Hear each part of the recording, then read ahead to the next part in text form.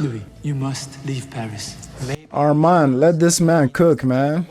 Couldn't get out the door without lobbing one more bomb. Well, you said it yourself just now. He loved Louis. Lestat would have tried to save him as much as you did. I don't like to point out my virtues. I knew you'd figure it out. Pointing out his virtues.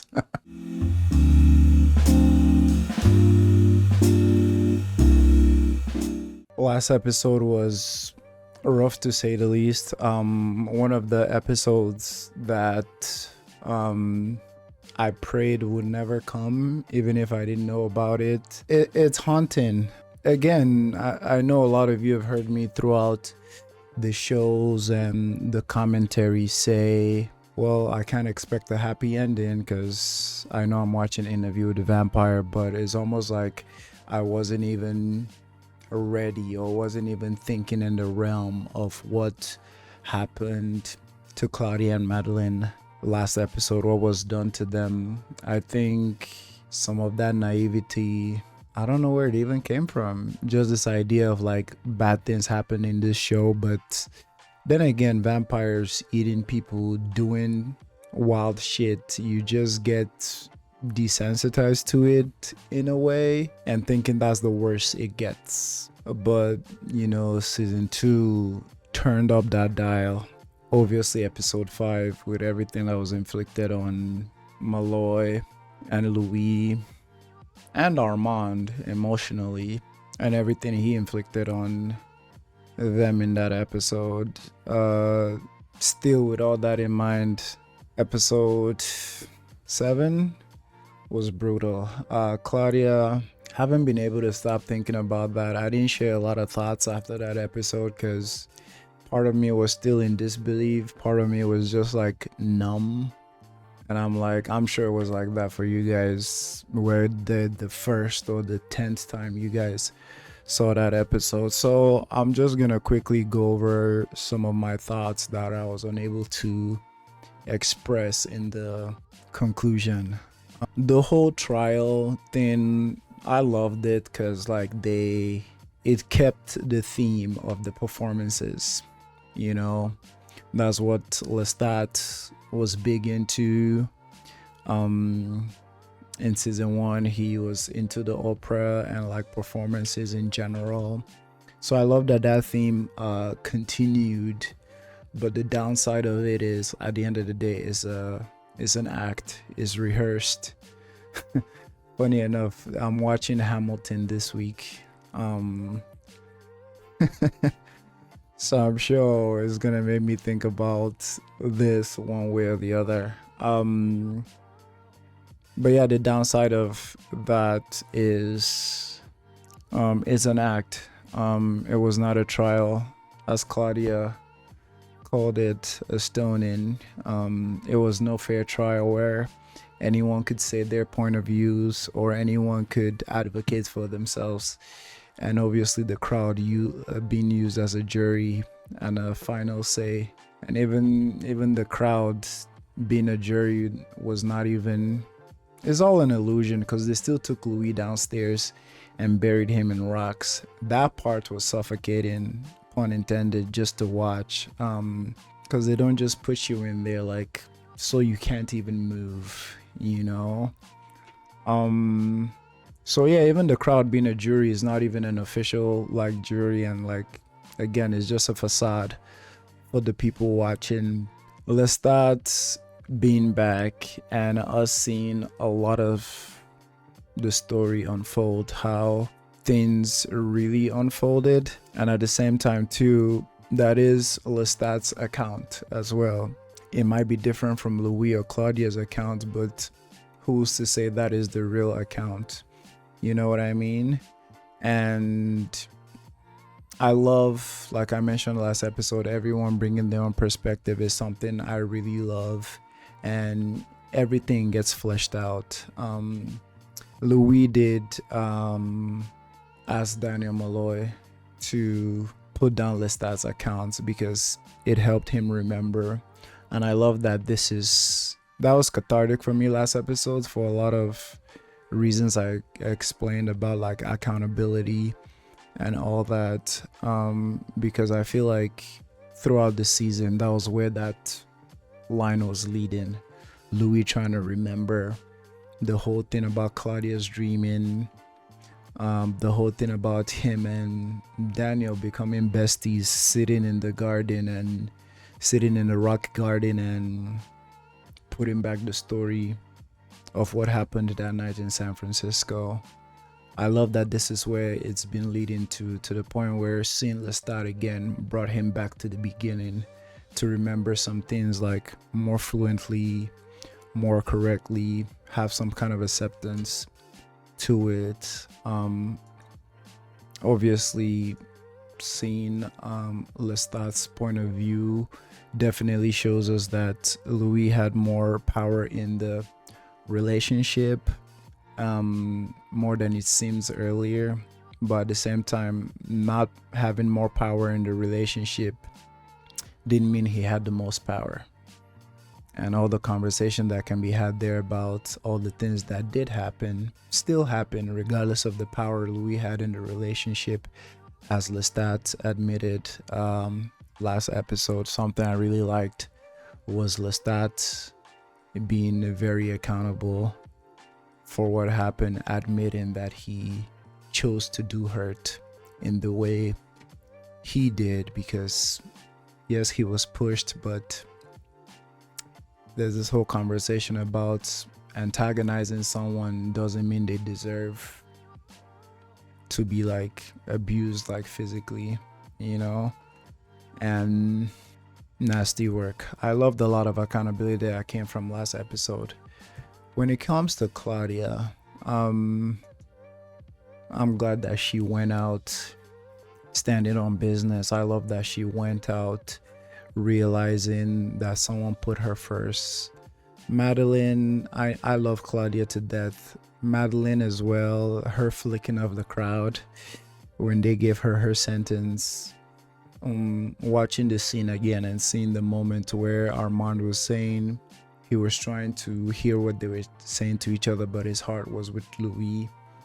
But just from the body language, it was almost like Madeline was almost telling Claudia how scared she was, but Claudia was like being like affirmative.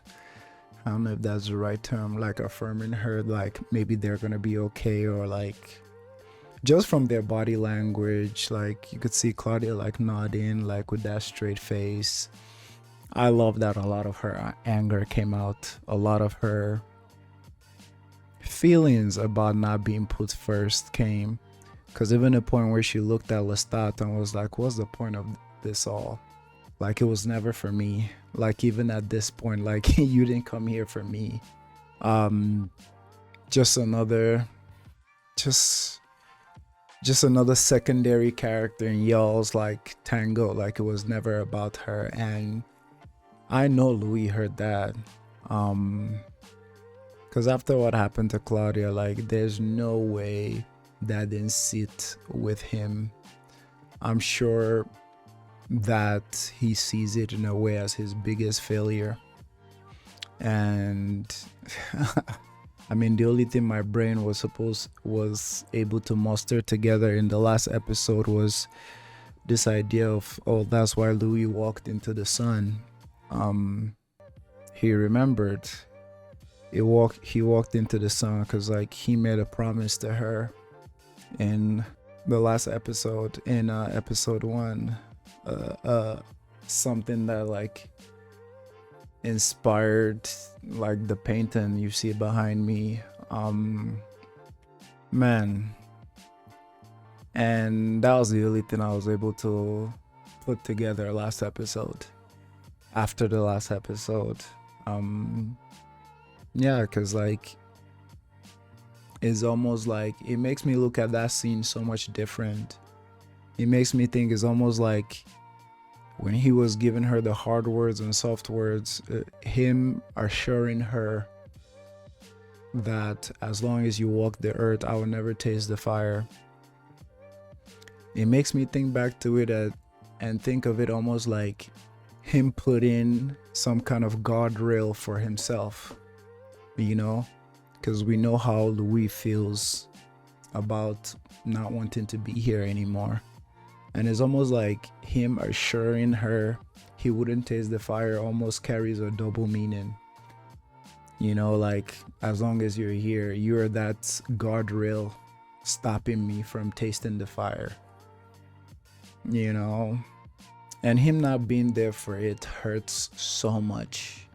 It hurts so much because, like, as weird as it sounds, there's almost like a level of closure that he can't have anymore. But then again, I want to spare him even seeing that. It's just so freaking sad for Claudia. Like, I'm glad that she went down, like, letting everybody know what it is, and went down knowing that someone picked her first. But at the same time, I'm just so pissed. Like, through and through, like, everything, like, the victim in all of it is like she finally, and this takes me back to season 1. It's like when Lestat stopped her at the train. It's like, for all the intricate reasons or why people say he stopped her, it's like that was a point similar to now that, like, she knew she couldn't change Louis' mind. And from last episode, we know Louis made a promise not to leave Lestat if he changed Claudia. But it's like she knew she couldn't win in that scenario, so she left. And in this case too, it's like she left, like she found Madeline, like she left, and it's like being pulled back in again when all she wanted to do was fly. All she wanted to do was go. It makes me so angry, and love everything Lestat did last episode. Him going up to the homophobic soldier and like tearing him a new one, him going off script several times, and him being accountable for what happened to Louis, like him apologizing to Louis, not apologizing to Claudia. Crazy. But it's like, again, my naivety came in so much because, like, I was hoping it wouldn't happen, but it's like the camera focusing on Lestat's face as Claudia burned into ashes. I'm like, dog, if it's hurting you that much, do something. Like, do something, my dog. Like, because I get the whole thing of like, oh, these people slit my throat and this, like that. You caused that, my boy. There was no other way for them to leave. You essentially imprisoned Claudia. So they had to murk your ass. And he knows this and he admits this. So it's like, I get that he's there for revenge. But it's like, if Louis was the one in that sun burning, Lestat definitely would have done something. Definitely. So seeing that pain in his eyes and him almost crying blood as he saw Claudia, I'm like, dog, like, do something. Like, you're watching her burn in front of you. Like, if it's hurting you so bad, it's like you're that powerful to do something. Armand is that powerful to do something. It's not like they beat you up as much as they did Louis. It's like Louis was being drugged under the stage, and even Molloy asked him, did you do anything? He's like, he didn't have any fight in him, because of course they whooped his ass proper and all that, but at the same time, it's like, we got two ancient vampires there. You got the blood of Magnus or whoever his name is, like, Lestat. Like, do something. If Claudia actually hurts you like that, if watching her burn is actually hurting you like that, like, do something. You just stand there with your face in horror, like, as if you froze. Might have been it. I'm getting pissed. There was a lot of racial dynamic in here, and honestly, anytime I cover any piece of media that the creators carefully crafted racial dynamics and like subplots into the story, and I hear people deny it or not deny it, because it's okay not to perceive it or like see it, because we all have different backgrounds and different level of education on several matters, so it's okay not to spot it. But to actively deny it is something that always make me scratch my head, you know? And this trial was littered in it. I mean, maybe if they had used the word lynching instead of stoning, then so on the nose that like people would like agree that it had that element. And it's, I don't know where it comes from, but it's very weird. And the dynamic was in there like heavily, especially around Claudia.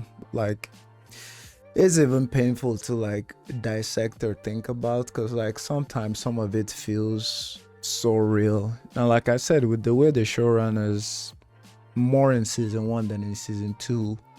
Well, in season 2, because there was the war and some other aspect that they spoke about. Even I think it was Louis that was saying how, you know, the looks they get in Paris can still be like discriminate, you know, or stuff around that area, but not as much as in the US. Which made me think back to season 1 when at the game table, when Lestat was telling Louis, why do people in this country treat you or treat men like you like this, and where I'm from is not something that happens. And I'm like, hello? France? Paris? Racism? What you talking about, my boy? You know, so like a lot of those aspects were very like triggering, but I think I kept a very good poker face last episode, partly just because I was shocked, but also like I knew some shit was gonna happen to Claudia, but I didn't know that was gonna happen. I was, like I said, I didn't want to ask that question throughout season 1, because I'm like, season 1, we're seeing present day Dubai, we see Louis, we don't see Lestat, we don't hear anything about Claudia. Season 2, still nothing about Claudia. We're hearing from Armand, we're seeing Dreamstat, still no Claudia. So it's always been at the back of my mind that like something's gonna happen to my baby girl. And when the closer it got, the more my denial set in. Yeah, Armand with Sam guarding him. Come on, dog. Is his name Sam, the writer? And from the moment he said he was trying to listen in on what Claudia and Madeline was saying, but his heart was with Louis. Again, Claudia keeps saying over and over, none of you really actually care about me. Like, none of you. Which is f***ed up, because they drug her into this. And of course, like, I see more reasons why Louis stepped into the sun, because like, if he didn't have any hand in Claudia being turned and all the things Claudia has gone through, I can see this not affecting him too greatly. It's one thing to love someone, but it's another thing to love someone but feel extremely guilty for predicaments in their life, and also feel like you owe them so much, and then something bad happens to them. Of course that will wreck your whole shit. Is there anything else I want to touch on? I don't know. Is it wrong to feel like Lestat should have done more? Because I get this idea of Lestat being between a rock and a hard place. The rock being him wanting revenge on them for doing what they did to him, but the hard place being his performance and the Paris Coven. But it's like, well, Lestat has established that like he don't give a dang about the rules. Even in this trial too, he talked about how he broke some of the rules, that they should try him as well. You know what I'm saying? I don't know. I just felt Lestat should have done more. Cause I know if it was Louis that was in that sunlight, Lestat would have done something. But obviously a lot of thoughts are not final. Let us see this last episode. Obviously this show has been very amazing and been like a big part of my life for the last 2 months. And like talking with you guys and the interactions and everything in the comments, being part of the fandom has been amazing. But I'm not gonna hold you, it's been so stressful.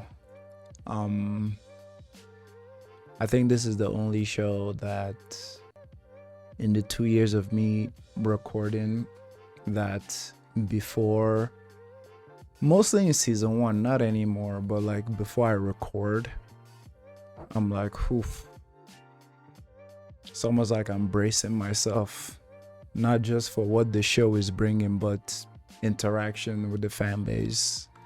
I'm like bracing myself. Okay, Frank, better be on your toes this episode.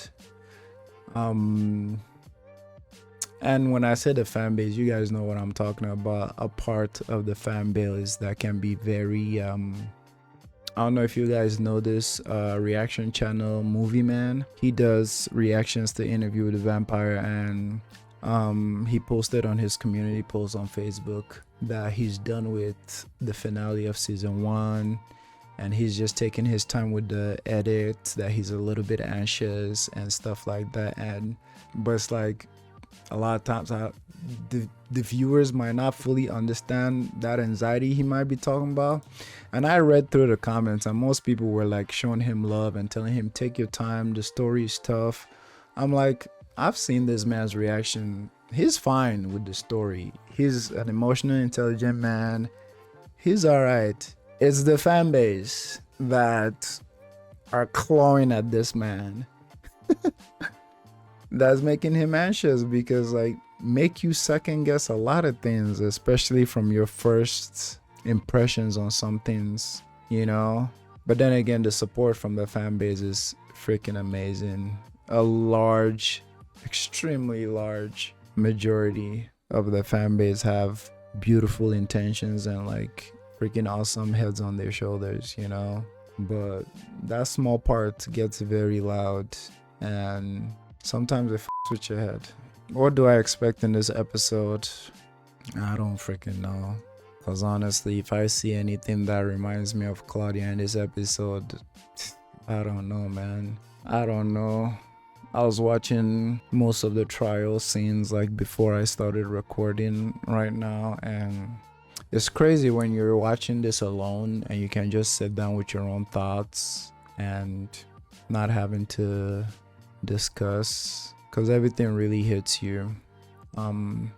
Not that it didn't during the reaction. I mean, you guys watched it, but it's like, man, it's a different vibe just sitting down on your couch comfortably in a freaking blanket and just absorbing. But yeah, let's get into the finale. I was reading one of your comments yesterday, and you guys were like, I'm not ready for the Interview with the Vampire drought. And that drought is gonna be real. I don't know when season 3 is coming out. Hopefully next year. But oh yeah, I did have like an hour of content recorded with Fox Taco that I was editing like a week, 2 weeks ago, and honestly it didn't feel right posting it. Not right, but it's like we recorded that when I was in episode 2 or episode 3 of season 2, and like Taco was still in episode 6 of season 1. So like our discussions were dope, but at the same time there were just some things where some thoughts that were so like premature that I feel like posting that now would just be like redundant, just because like, well, the part that would be redundant is like obviously the interactions, because obviously I'm posting something and having takes on things that hadn't like matured yet, just because I wasn't at the end of this show, and him even being only in season 1 at that point, the discussions were very like shallow in the sense of like we couldn't really dissect a lot of things with the full scope of things. He just watched season 2 episode 3 and he says the best episode he's seen from Interview with the Vampire. So I'm guessing like when both of us are done with season 2, then we can make more talking head videos like that, where we have like the full context, at least at that point, and really share. Because I was listening over some of the points I was making in the last episode, and I'm like, ugh, I don't know how I feel about putting this out, just because like they're so undercooked or like so different. Because of course, the more you watch the show, the more your thoughts evolve, and I'm like, oh, I don't like that take that I made. Obviously it's a good take from the point of view I was at back then, but that's where the redundancy comes from. When we post that and the comment section are gonna be like, and I'm like, I know I'm in episode 8. I know that was episode 2 thoughts. And you know how the internet works. It's gonna be a headache trying to remind everybody that it's just pointless. So when I'm done with this and he catches up, we're gonna make more videos for you guys. There was also suggestions about watching TV shows, not TV shows, like interviews, like cast conversations and all that. So I think that'll be something fun to check out. Everybody watching this, I started watching Hannibal. Love it. I already mentioned I'm watching Hamilton this week, so keep an eye out for that. I'm also starting Fleabag very soon, and of course we stay watching The Wire season 2. So thank you all that have listened to this 30 minutes. Let's get into the finale. I don't want it to end, but every good thing has an end, right? All right, let's hop into this. My life story. Throwback. I love you too, baby. Oh, Paul. I could not join the transformation of those in attendance. I owe you my one act of cowardice. This was it. You broke one of the great laws. I don't know any great laws. I could not prevent it. I don't know. I don't buy that. I could not prevent it. I don't buy that. Could have done something, Louis. And honestly, for anyone claustrophobic, Jesus. A quiet, easeful death. Easeful? I had nowhere to go, no one to talk to. She was dead. Claudia was dead. I could feel it. Like I couldn't feel my hands pumping slower every night. My broken arm resetting itself. He was there a long time. Circled around the insulating rocks of my deathbed. If you took an x-ray, they'd look like little cancers. Wow. He could remove them anytime he wanted to. What were the consequences of you saving Louis? Start talking, Armand. Ridicule. Santiago had suspected I had rigged the audience to spare Louis' life. So he made certain I would not forget my insubordination as part of my penance. I'm surprised they kept him alive. Darkness was delirium. Wear a different suit the night you meet Lestat at the fair play. Snatch the piece of candy back from the barber when you're 7 years old. But the suit changes nothing. And again, I'm kissing Lestat on the altar. It's almost like it's a canon event. I'm sure at one point in our lives we've all done that. Try to imagine an alternate universe where I know I definitely do it all the time when it comes to some things. The worst nights were the pragmatic ones. The rock hadn't moved. The craftsmanship was solid. What's going on with this dude? Is he it's almost like he's in a trance. And I've been thinking about this the whole time since Armand went and dropped the body there. It's like you can hear Louis in that cage, right? But yeah, we've all talked about the whole dynamic of like how Armand downplays his strength and the reasons why. When a vampire starts screaming from starvation, he hasn't much time left. I didn't know I was screaming. I had no energy to scream. Paul, man. I would have used it to ignite the clothes on my body, self-immolate. What was left to endure for? Claudia is dead. The old plays were remounted. all under the increasingly self-satisfied eye of Santiago. You ruined his play. They didn't get to kill Louis on stage. Hurt me deeply. So all you did was for nothing. I placed a sacrifice in an old vault coffin. Swapped that coffin for Louis. Defeated vampire Mr. Molloy. Uh-huh. Where was Lestat? I don't read the Bible much anymore. Lazarus. I tasted the blood. I knew it was his. Why? I thought. Claudia is dead. I was dead. But my rage had risen. Too little, too late, man. Claudia is dead. It wasn't safe to return to the apartment. Maybe. Madness. My rage had been denied blood. My rage was lightheaded. My rage killed without a single measure of satisfaction. My rage hid its killings there. Wow. And conspire with my madness on a plan for retribution. Pointe, basilic. Aiglé. Oh, he lost it. Gauche. God, the little flashes to Claudia and Madeline in that monologue, dog. Damn, man. Just like that, they're gone. Just like that.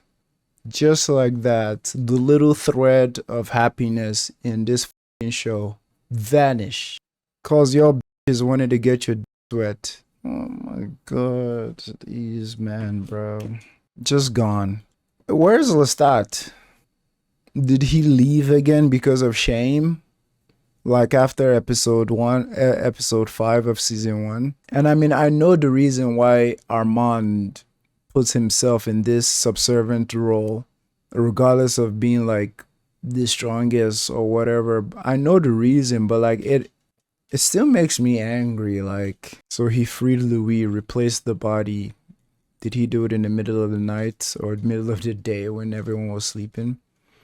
Because that last time he didn't close his coffin when everyone was closing theirs.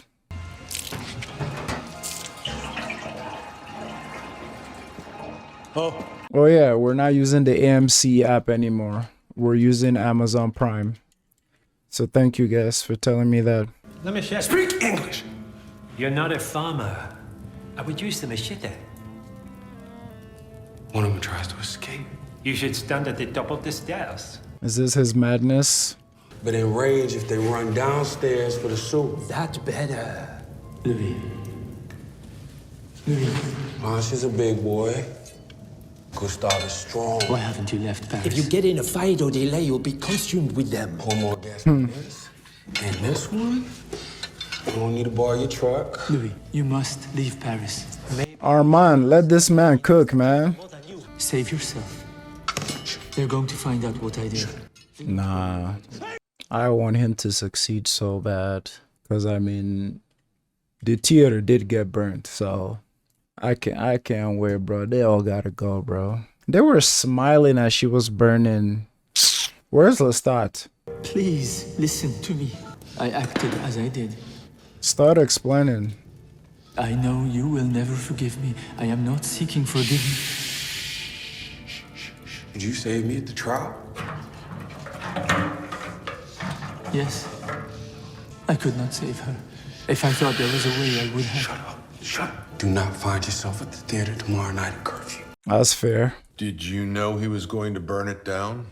No, but I could sense the fatalism in his thoughts. You warned him. Yes. He'd already betrayed you once. They were his coven for hundreds of years. Why risk it? There was 13 of them and one of me.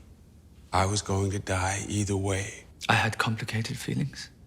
But you didn't warn any of them. No. 13 to 1. Maybe you were hedging your bets? See who emerges from the ash heap? I didn't know his plan. If I'm not with him, I'm nothing. Oh, brother. The plan? Ain't no plan, boy. To die. And I was going to take as many of them with me as I could. All the senses collapse into submission. Interesting. And the dark boundaries of the world begin to stretch out in all directions. So they couldn't even hear him. Or a jet engine taking off a tarmac. No way. The advantage was mine. Where the hell is he? Her diaries. I mean, none of this is even satisfying. I don't even care. And with no sign of Armand or Lestat, 2 through the sewers. But I had planned for contingencies. It had to be the London Coven. Oh, they don't even know what's coming. Was Eglay? Eglay? She never got over you stealing Santiago. You tried drinking from Gustav after... Yo, this ignited from that far away. Okay, that's cold. That is cold. Yeah, y'all passed judgment, right? Yeah, that's cold. I was thinking he was just doing some like mechanic malfunction. Nah, he ignited from that far away. Psst, yeah. Die, y'all. Passion. Celeste. Yeah, that was your girl. Hello, Francis. Hello, Francis is crazy. Did I wake you?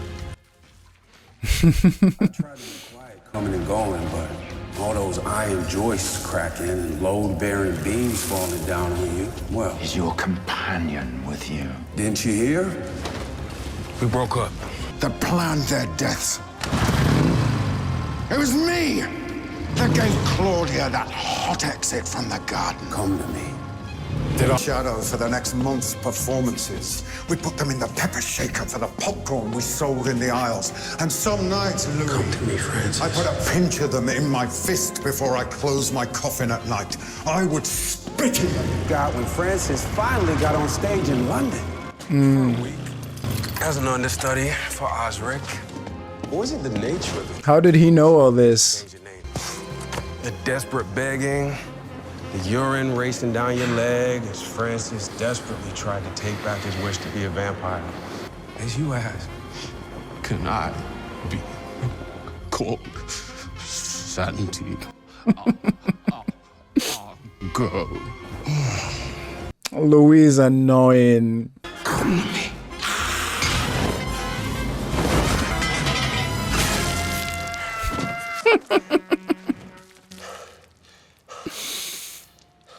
All about that action, boss. See, here's my thing. Armand can do this. Probably so much better than Louis. We all know our boy Lestat can definitely do this. And I did say earlier, like, I don't know.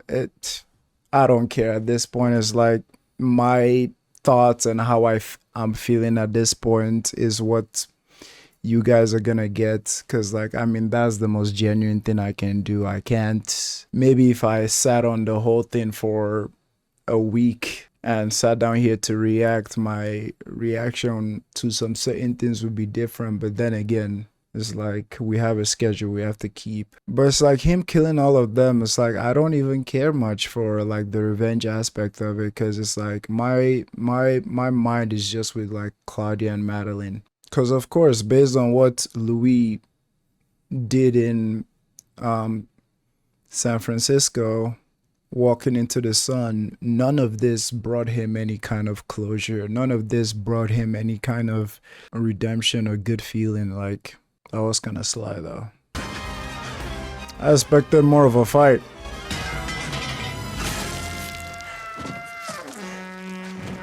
This dude out here looking like Blade. So is that head still alive until it burns it? Say that shit about Claudia to my face. Pre-dinner martini, a touch more vermouth, and the newspaper you asked for this morning, Mr. Molloy. Rashid. Failure to protect his coven, how quickly he ran to save his own flesh. And it made him an uncomplicated seduction. And all my rage and madness exited my body. Oh? And nothing replaced it. Exactly. The hole Claudia left, nothing can fill that hole. This is interesting. So all that happened in the first 20 minutes of the episode. I was here thinking like the destruction of the Coven will take the whole episode and be like much more of a battle. For some reason, I was thinking like Armand was going to play a hand in it. Well, Armand did save Louis. But I was thinking it was going to be like a tag team joint. But it's like Louis easily took everyone out. Obviously, we got some more like lore and world building that when vampires are in the coffin, like nothing else outside matters.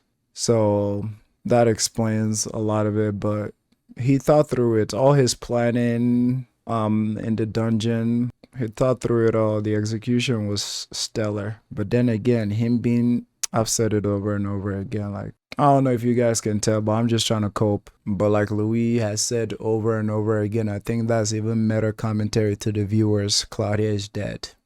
Said it over. Listening to that monologue was emotional, but it's like, it's true. Claudia is dead. All we can do is like remember her. All I can do is remember her. Think of her as that bright ray of sunshine in this dark world and just move on. Oh? When'd you start lying to me? Y'all are in the same room. The night of Madeleine's transformation. I went back to make sure the Coven would keep curfew.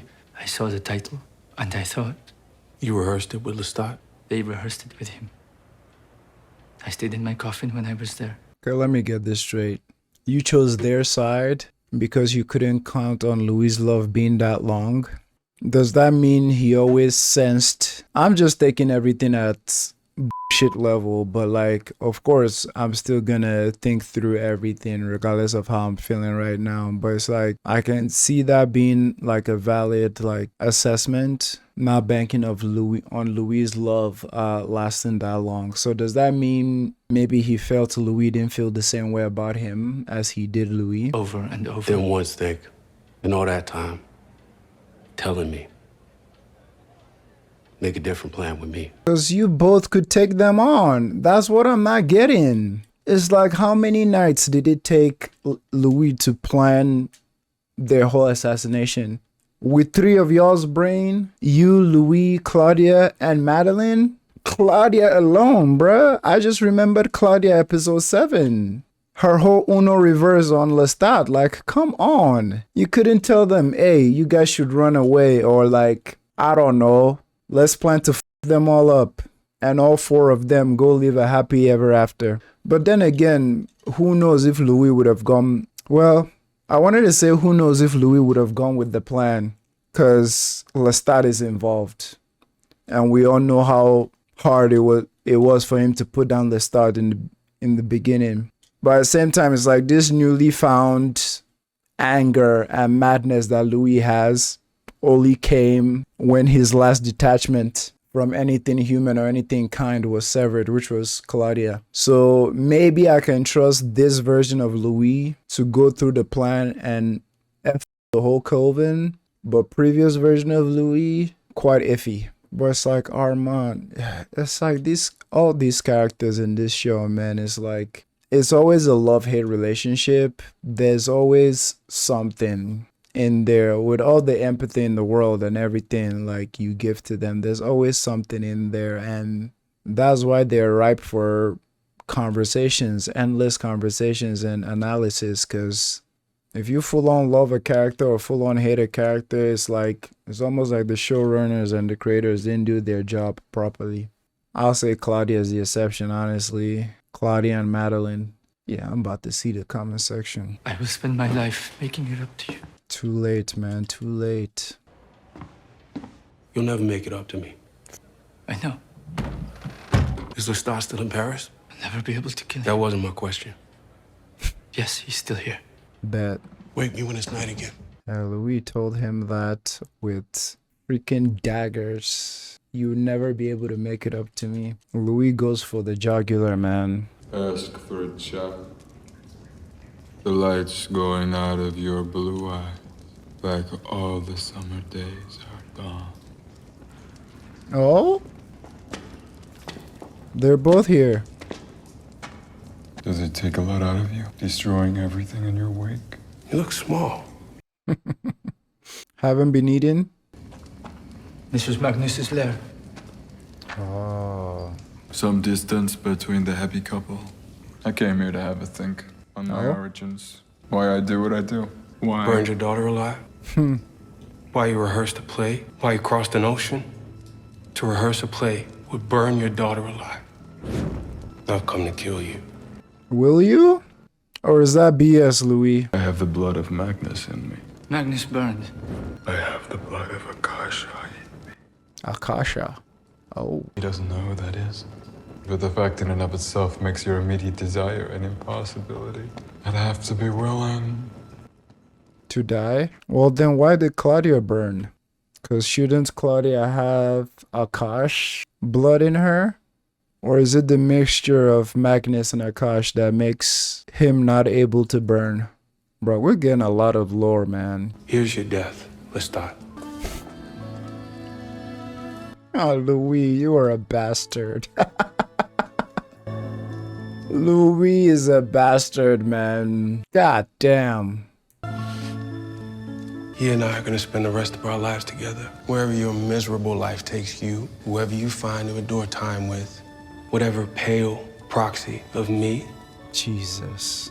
I'll be with him. And I love Assad's acting in this scene. Cause I don't think I even believe Louis, man. Cause it's like, it's almost like this is less of a declaration of love and more of like just weaponizing me against Lestat. If you guys, I know I keep saying it over and over, but like we talk about it so much. But if you guys watch Fox Taco season 1 finale, when Louis first told Molloy, "This is Armand, the love of my life."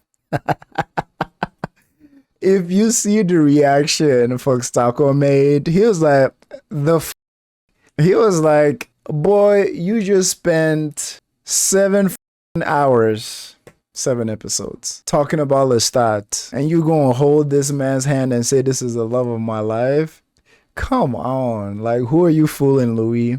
That was essentially his reaction, and it's like at this point, it's like Louis, like, I talked about like Armand's reaction after Louis said that. Is one of two things. Either Armand is like getting the reality is dawning on him that, wow, like this man that I love actually said this about me, and is a happy thing, or is does he mean this? Kind of like some skepticism. And I mean, with all these characters, at this point, I always want to carry like a healthy amount of skepticism from everything I've learned from the story and how the show writers want us to perceive everything. A healthy amount of skepticism from every character will do everybody some good.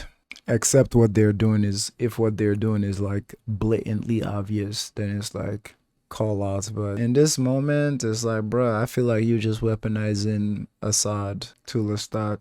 Yeah, Louis is wicked with his tongue. I'm sure in more ways than one. Enjoy him.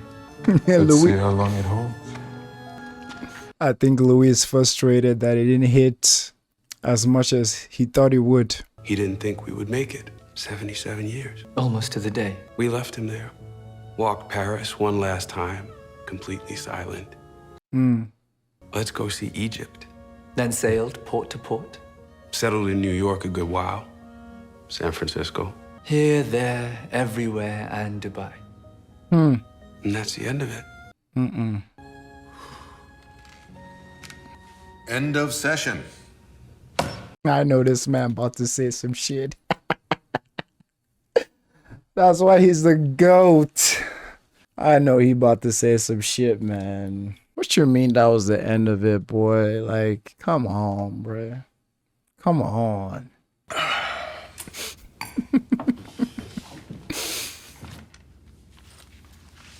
Oh? He loved you.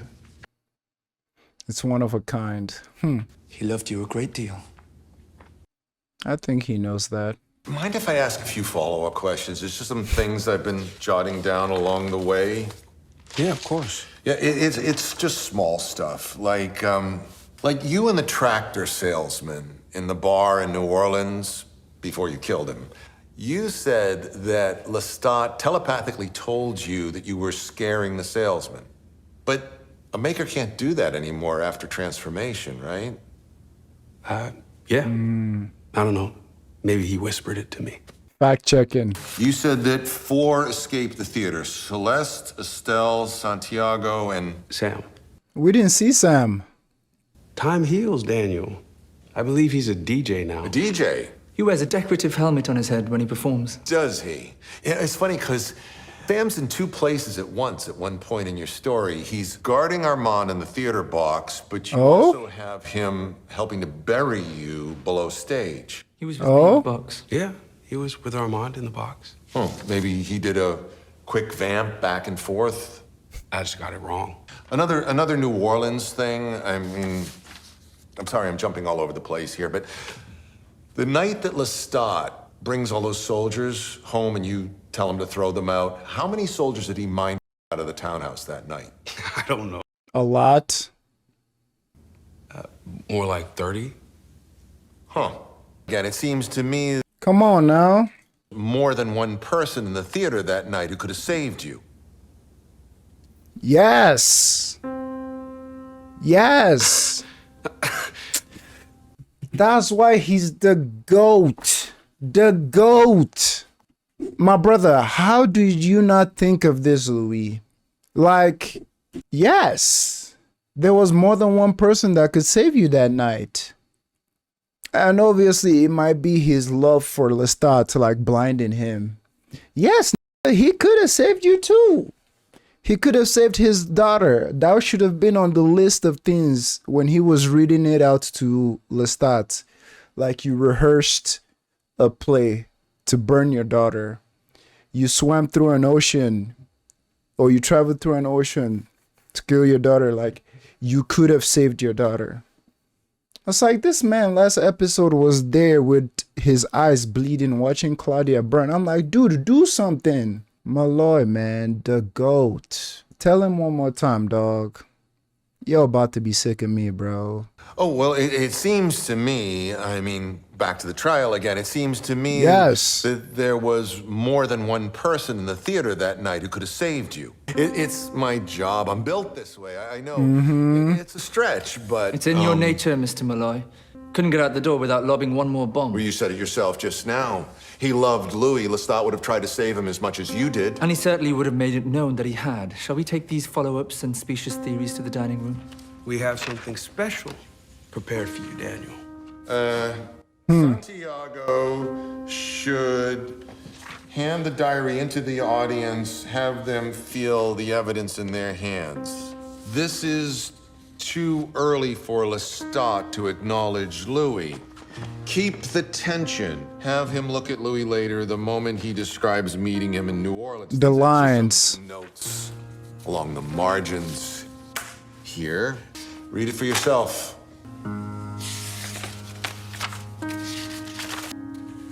The Black Angel came. Exposed. But he came back. And now you rise from your chair and walk towards Claudia. And how do you suppose that you will keep her quiet in this moment? More of your cheap theatrics. The judges will fog her mind. They all fucked her, bro. You have no idea of Claudia's strength. You all f***ed her. He didn't witness the play. He directed the play. What say you for the vampire, Louis de Pointe du Lac? Guilty or not guilty? And the sentence?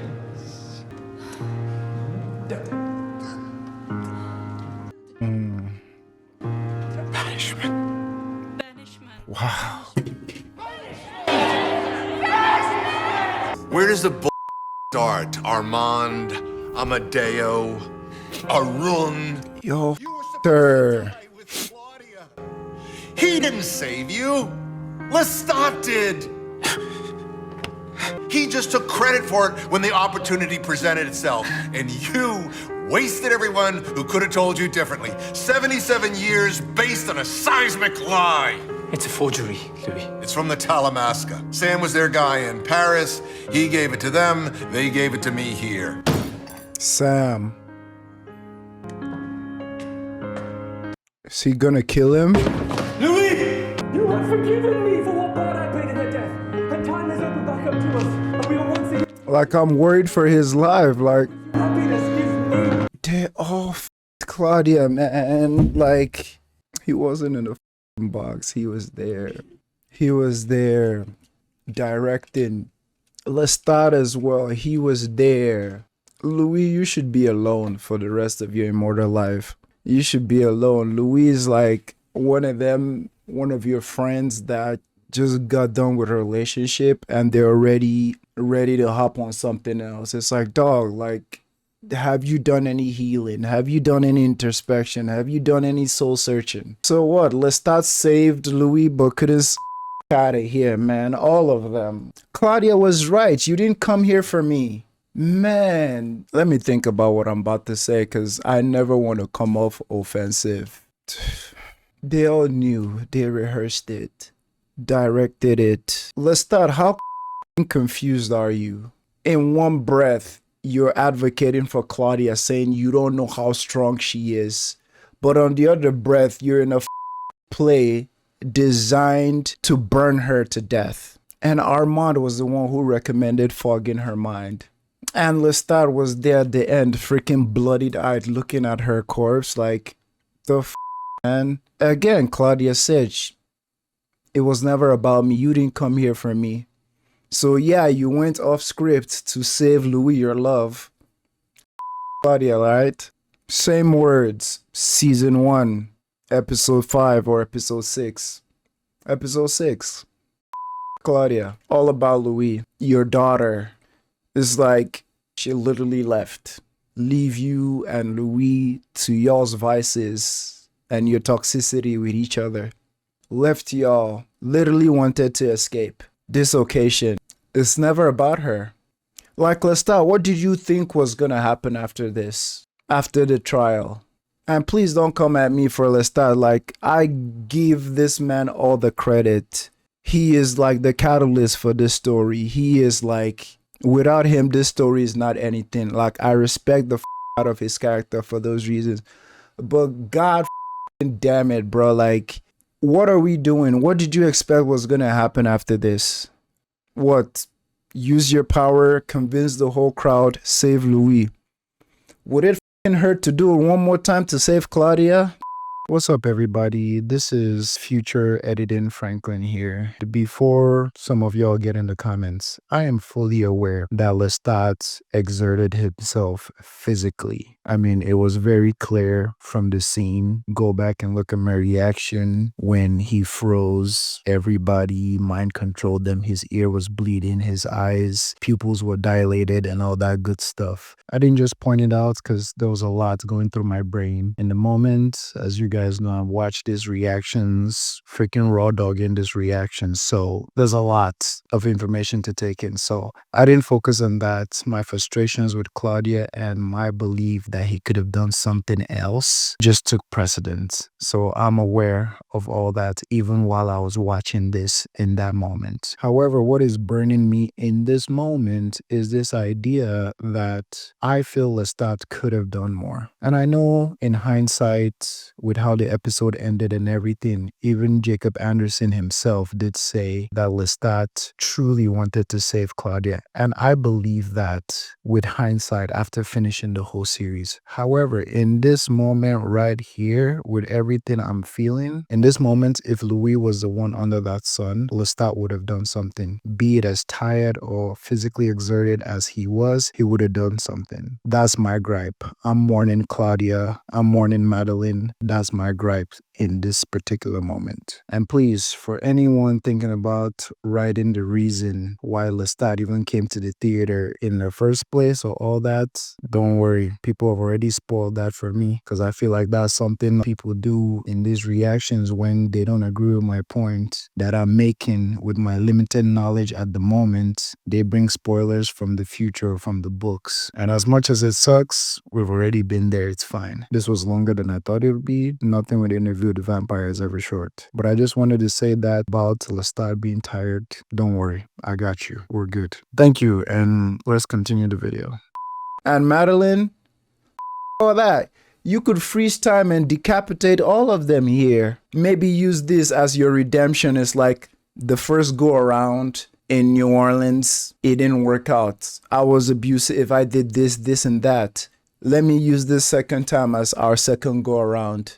What if I say, because if I'm Lestat, what is the best way to get back into these people's good graces that I love? My daughter and my ex.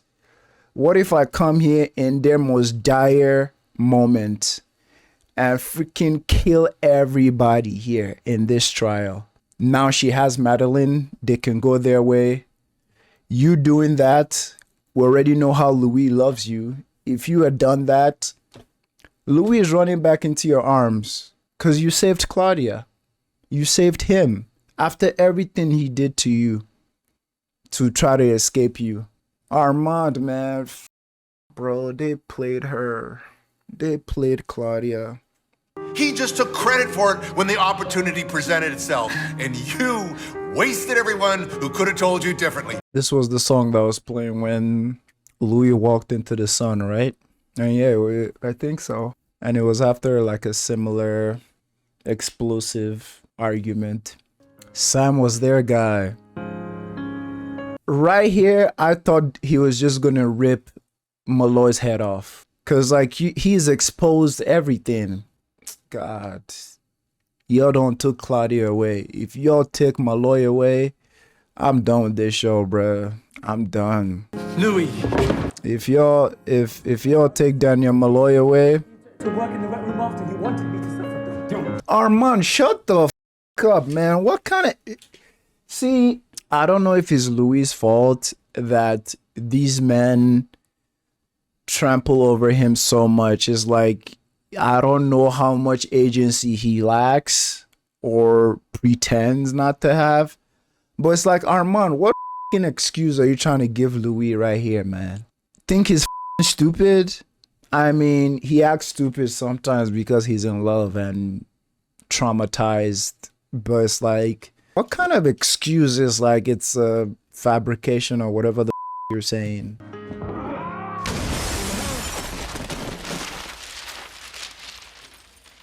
Molloy, get the f*** out.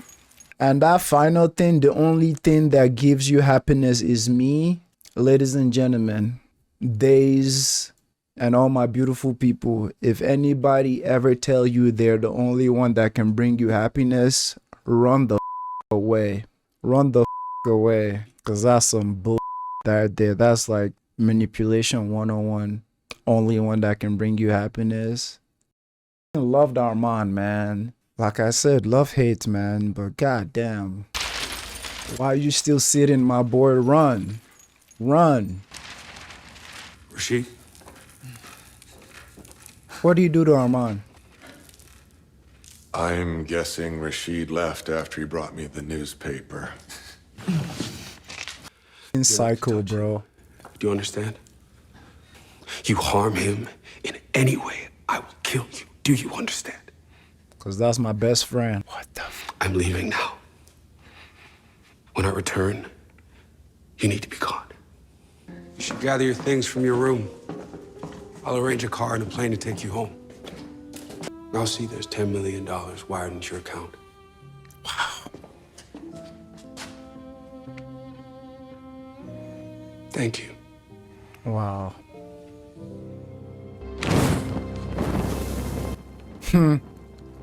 Louis got more than he bargained for from this interview, but at the end of the day, that was better off for him. 2 on the flow. Must have cost you.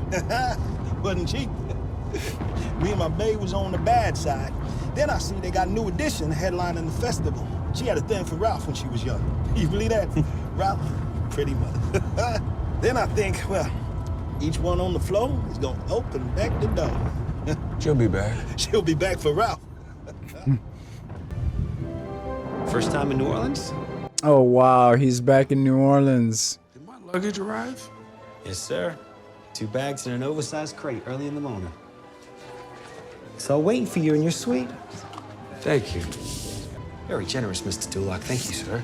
Now, everybody, if you want to turn your attention to the right at them big green pearly gates. Oh wow. Broad Street. His house? Infamous part ever thrown in New Orleans. This is where 24 members of high society, they walked in them doors right there. Ain't nobody ever seen them again. Mm-hmm. It's 1940. On this town home, and that year's King Garage, he went by the name Sebastian. Sebastian knew a fella by the name of Tom Anderson. He was a former Louisiana state representative and a full-time urban street gangster. He wasn't alone in 1132. Is that Sam? Also in residence was a local Creole hustler. 3 different rooms, bits of indeterminate pieces of bone inside the factory-sized incinerator. Wow. Tom Anderson, Mr. Milmuth. In my brain, I'm like, Louis, you better not be thinking of companionship. You better just go say what's up to this vampire, dap him up, and keep it moving. You've had a lifetime worth of relationships. I feel like my brain is fucking melting. Oh, that is not Sam. Felix? Okay. Smashed into a low rock. Big chunks of shit. Trash cans, mailboxes blowing around everywhere. Lestat? Man, plain. Who's you? Hello. Who's he? Louis. Get out. Where? Enjoy your rats. He's eating rats now. Okay, well, this answered one of my questions, I guess. We've seen Lestat in present day, so alive, well, and kicking. The interview is over? That is crazy. It just dawned on me right now. Interesting, Lestat eating rats. And he has the fire gift now. Hello, Lestat. Passing through. I came to see you. And what does your companion think of that? I'm companion enough for myself now. Thank you. You're better than me to carry on the great work. Just Siri pause.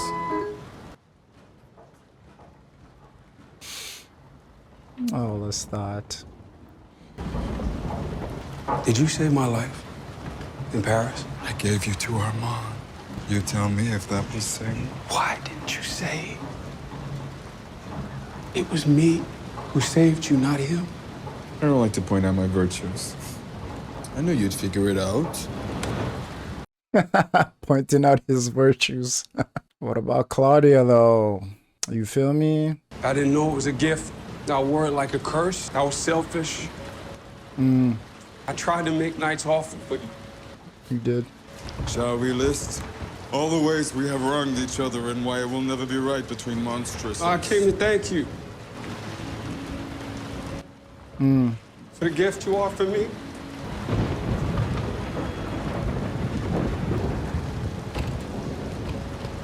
September 8th, 1973. Would have been 9:07 in San Francisco. Armand called me. Were you there? Did you hurt yourself? I was lost. I was in a dark way. I can't get her out of my mind.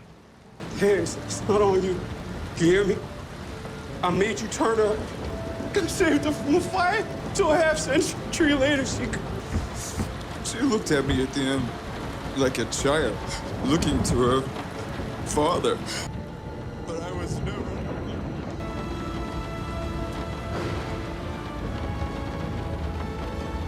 Right when the hurricane hits.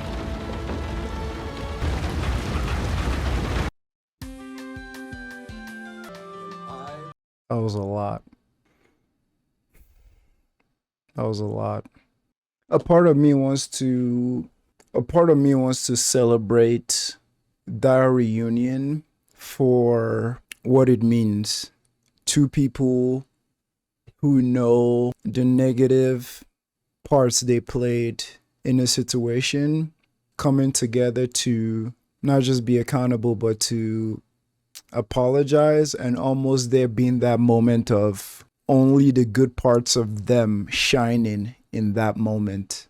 And I do want to give space and empathy for that to be celebrated. And a part of me can't get over the sorrow of Claudia and all the circumstances and the hand they all played into her eventual demise. And I think it's okay for me to feel that way all at the same time. And Louis said, thank you for the gift. I wore it as a curse. I don't know. I feel like that line, there's going to be a lot of discussion around that line. A lot of bad faith arguments around that line. A lot of conversations around that line that are not trauma informed. A lot of conversation around that line that are not like treated with the care it needs. Not the people are going to take it however they take it. I can't control that. But I am not taking that personally as Louis absolving Lestat all the situation for all the bad that gift brought his way. Because if you're looking at the gift in the sense of how Claudia brought it to Madeline, then yes. But if we're looking at the gift in the way it was given to Louis by Lestat, in the way it was given to Lestat by Magnus, in the way it was given to Armand by his maker, in the way it was given to Nikki by Armand, it's like, I don't want Louis saying that to make people be like, see, it was always a gift. And you know people will, but it's like I said, I can't control that. But I'm just choosing not to like see it that way, because that gift definitely, and the way it came, that's why I made emphasis to how the gift was given to Madeline. It was safe. It wasn't manipulation. It was mutual agreement. It was equality. It was love. But I think another way I might see or represent Louis saying that is maybe taking accountability on how he used it or reacted to it in the ways that were out of his control. But yes, there's been a lot of dark in the last 2 episodes, and I want to save space to celebrate this moment of goodness, because I have an ex that is still a very good friend of mine, and we had rough past, but like we've been friends still for the last 3-4 years. She's engaged now. Her fiance is one of my best friends. Her daughter calls me uncle. And it's like anytime we look at each other, hang out around each other, it's just goodness. And that friendship that has always been there, that shines out. And that is how I'm choosing to view this moment, where like they're just together. Only the good parts of both of them, the caring parts, the genuine parts, are very much alive in them. And the added layer of it's being platonic, at least to my knowledge at this point. Because when the storm started hitting and they looked at each other, I was like, please don't kiss. Please don't freaking kiss. It's gonna ruin this. And like you said, you're a companion enough for yourself right now. So I love that they went back into a hug again, not a kiss or a smooch or anything. But yeah, I'm also still thinking of like, could have done more for Claudia. And I love how they're both connecting on the fact that like they can't stop seeing her. Like she's in their brains. And yeah, Claudia looking at Lestat talked about it throughout this episode. Him explaining that it's like a daughter looking at her dad for help. And in my brain, I'm like, something could have been done. But I feel like I'm beating a dead horse. Like Louise said multiple times at the start of the episode, Claudia is dead. And Lestat just said, should we start naming all the negative things we've done to each other? At this point, it's pointless. It's pointless. So, for my sanity and for just the good of the world, I'm guessing I'm choosing. I'm glad I talked through it, but I'm choosing to focus on the genuine like love and care, again platonic, that I can feel in this moment. And another thing that's selling it for me is like Jacob and Sam. This is the last episode of season 2. Like, we've seen both of them. We know their little expressions, their facial expressions. You know when they're happy, you know when they're sad, you know when they're shy. All those nonverbal acting that they're both godly at. So I think that sells it. That sells that feeling for me a lot in this scene, because it's like you can tell what they're almost like feeling. At least I can. You know, not keeping eye contact, looking down in shame, or like because you're nervous. All the ways we have wronged each other and why it will never be right between monstrous. I came to thank you for the gift you offered me the nights in front of me, where I might learn to live honest. Might. I love that. Thank you. I can't get her out of my mind. And something I also want to touch on with like Lestat asking him if he hurt himself. Dog, I don't mean to be preachy, but what now?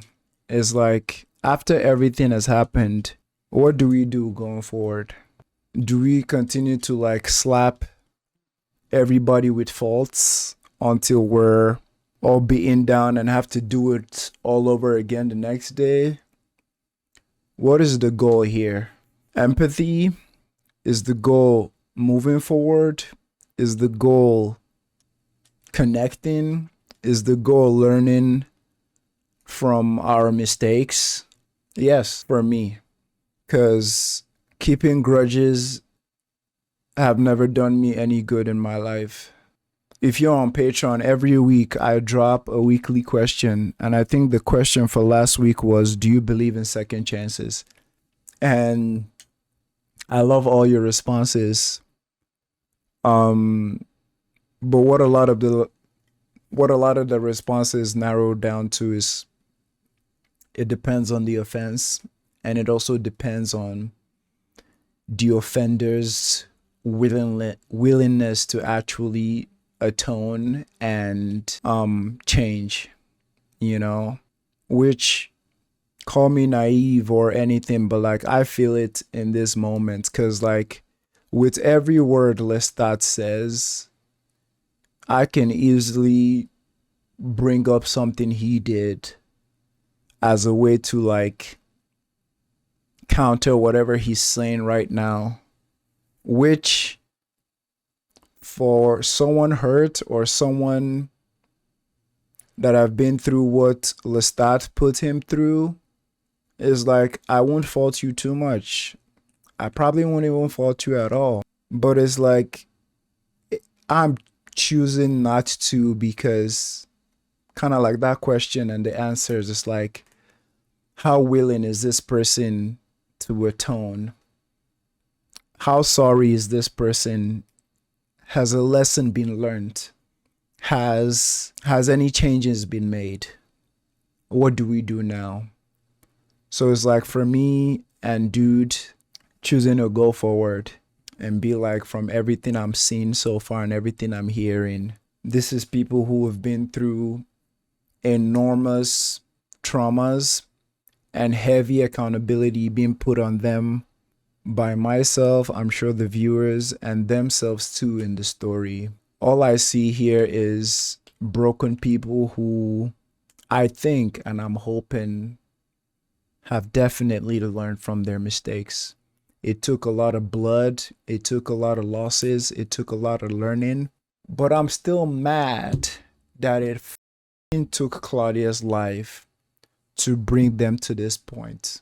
And if this was a lesser story in the hands of a lesser writer, it would have been so annoying that Claudia's story was just a way for them to reach this. In the hands of a lesser writer, a lesser showrunner, Claudia's life would have been just written into this just to make them reach this conclusion. But I don't believe that's the case for this. But regardless of everything I said about forgiveness and moving forward and can people actually change genuinely, it still aches my heart that it took Claudia's life for this to happen. But life don't always give you a plan, does it? Or a blueprint. It just happens. And like one of you beautifully said in the comments of last episode, tragedy often, I'm paraphrasing, but they say tragedy often takes those who are non-deserving. So I'm glad I could think through all that in real time, and you guys give me the space to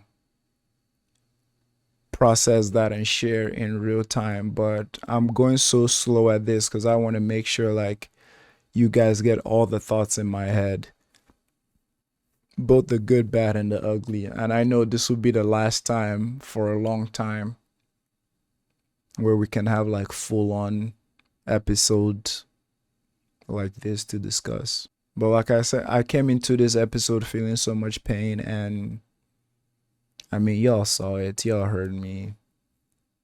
But it's like at this point of the episode, I'm just choosing to, because you know, when you get to that point where you don't have much to give anymore, like you don't have much more anger to give anymore, more pain to give anymore. And honestly, I think my face leaking earlier helped get that out of me. Yeah, I think that helped get it out. I don't have any more pain to give or any more judgments to give. So like I'm choosing to take them at their word. But I'm not doing it because I'm powerless. I'm doing it because I know for a fact, for me, that's the only way forward. That is the right way forward for me. Because hating Lestat or calling him out in a moment like this or anything, I don't think it would do anything for me personally. And I won't throw stones at anyone who does. Because the things he's done, he knows it. They all know it. But also I want to give him the credit for what he has done to repair that. Even the change in his living circumstance and how he chooses not to take humans anymore. And obviously I want to give Louis his flowers as well for like keeping that door open. Because if Louis was like, F all these vampires, I'm out, that would have been valid too. So I love that embrace they shared. I think that embrace they shared is the most meaningful embrace I've seen them share. It was not sexual. It was not romantic. It was just two people griefing. But yeah, I'm still mad it took Claudia and Madeline to get to this point. And now I think about people who don't watch these videos in its totality. I never judge people because I'm out here throwing through 2 hours. I don't know what people have going on in their days. So if you can only watch 30 minutes of it, I'm not judging anybody, but it's like it might be a little bit of whiplash because me and Fox Taco talk about it on all the time on the phone. It's like There's people who they're like highlight chasers. That's the term we call them. It's people who just click on the reaction video and just skip forward to their favorite parts to watch. But then you don't get the full picture of what I'm trying to say or how my emotions evolve over the episode. Interview the Vampire, y'all. This shit means something to me, man. This shit means something to me. These characters mean something to me. And again, we talked about it last episode.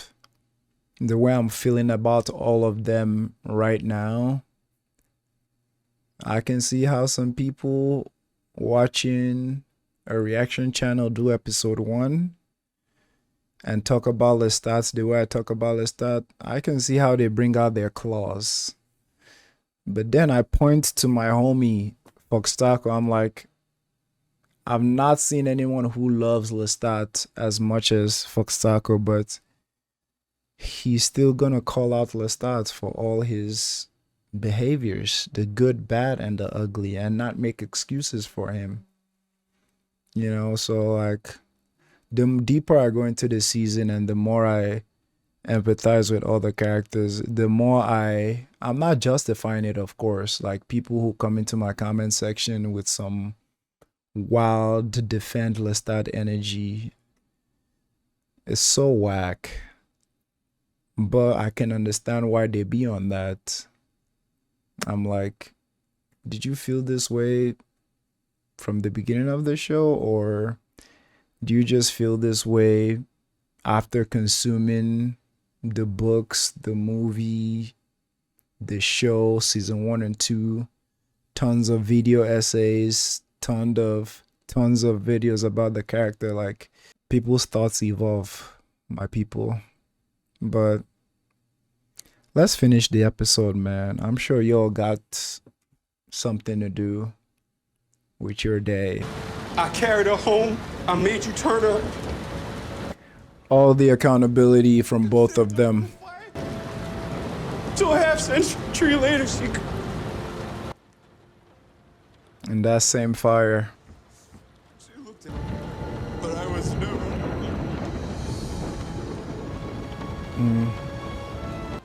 I love it.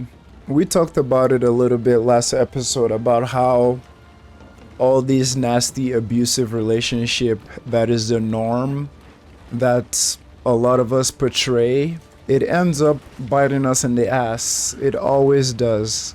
And I think them holding each other through the storm was like symbolic as well. It's almost like both of them are each other's like refuge or sanctuary in this really hard moment. And we are back in 5, 4, 3, 2. Welcome back, Atlanta. And welcome to my next guest, the 2-time Pulitzer Prize-winning investigative journalist and author of the current best-selling fictional memoir, Interview with the Vampire, Daniel Molloy. Thanks, He Leonard. published it. It's a memoir. Is it true, or is it a joke? Well, I've sold 5 million books in 4 months. Yes. And you can't see the forest for the trees they killed printing it. Middle finger to the publishing industry that turned its back on him a decade ago. I don't read reviews. Is it true? Purports to be an interview with an actual vampire. Oh, I know what it's about. It's about you, Leonard, trying to go viral with your There we go. dinky little provincial news desk. Yeah, I did interview an actual vampire. Oh, here's the camera. I interviewed an actual vampire, actually 2 vampires, a species that's lived among us for centuries, and it's supported by a mountain of historical documentation. Didn't even read it. Put it in the shrine. Didn't read the book. It's a great read, and you're a hack. What a delight. The goat.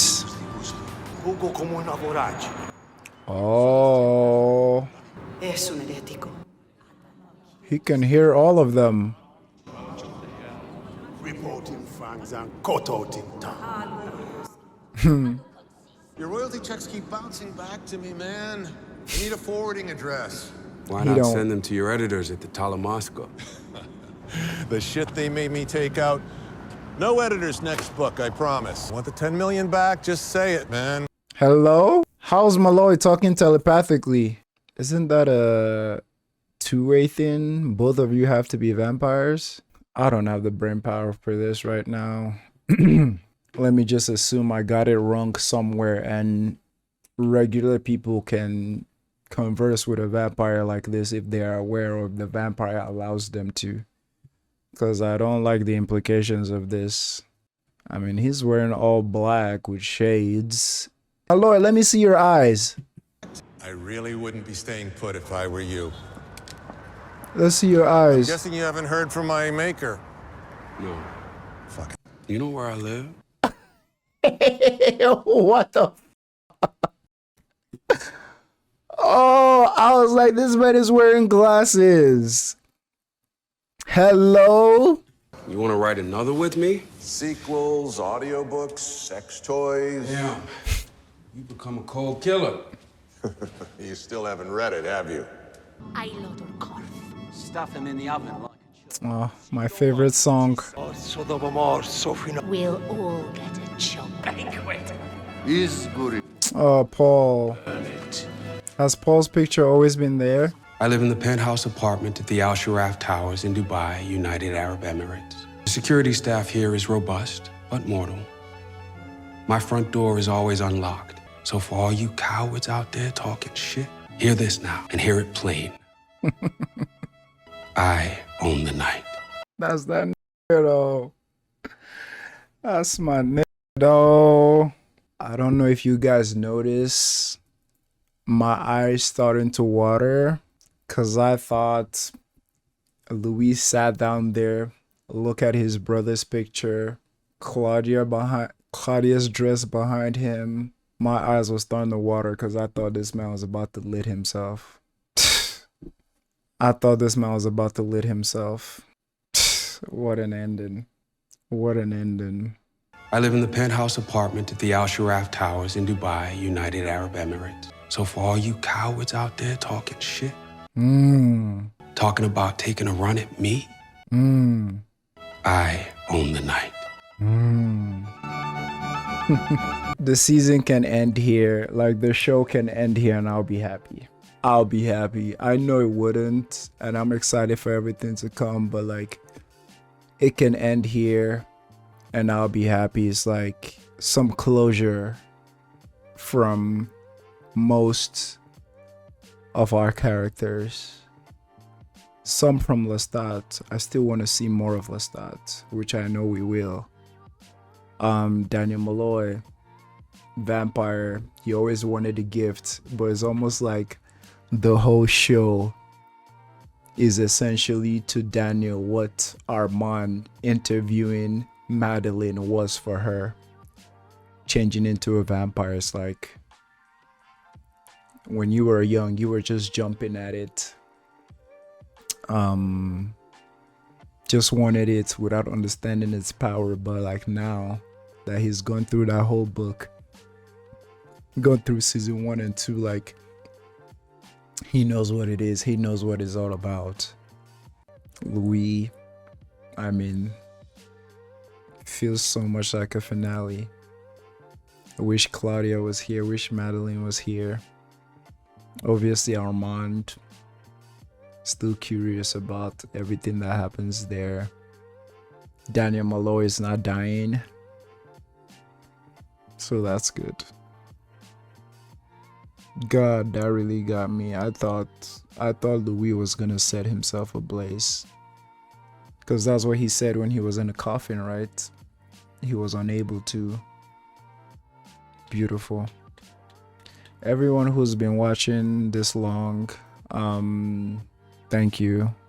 Everyone who started the show with me and we're here now, thank you. This has been life-changing in a lot of aspects. If I start to make a list about the things these characters has taught me, the things the whole show in general has taught me, the things this show has forced me to address about my own life or think about the things that I've learned from you guys, the viewers, sharing your thoughts, the things that I've learned from the overall fan base, but the good, bad, and the ugly, and how to like address and, you know, still be myself accordingly is so much. So I just want to say thank you.